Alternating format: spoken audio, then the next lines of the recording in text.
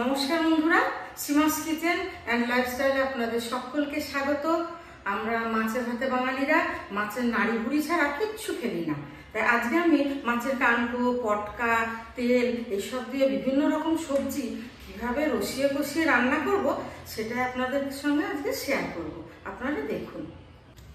নুন হলুদ দিয়ে উচ্ছে ভেজে দিচ্ছি।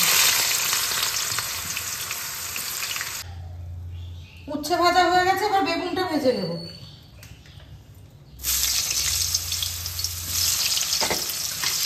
ফোড়নে দিচ্ছি কালো জিরে, শুকনো লঙ্কা, আর দিয়ে দিচ্ছি একটা কুচনো পেঁয়াজ।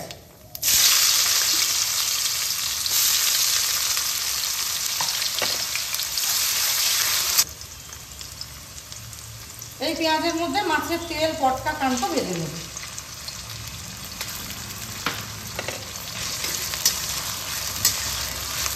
এবার দিচ্ছি কুমড়ো, আলু, টমেটো কুচানো, আর দিয়ে দিচ্ছি স্বাদ মতো লবণ।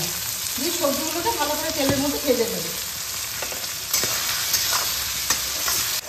দেখুন বন্ধুরা, সবজিগুলো খুব সুন্দরভাবে ভাজা হয়ে গেছে।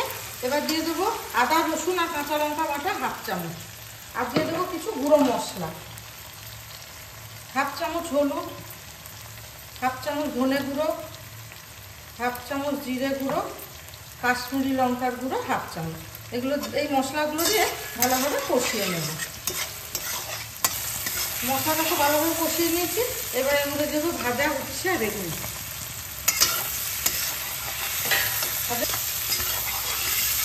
আর দিয়ে দেবো সামান্য জল, 1/2 চামচ চিনি। এটাকে কুক করে নেব।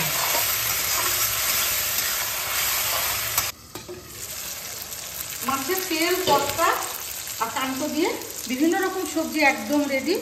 এই যে এখানে দেখুন বন্ধুরা, পাশে বড় মাছ আছে।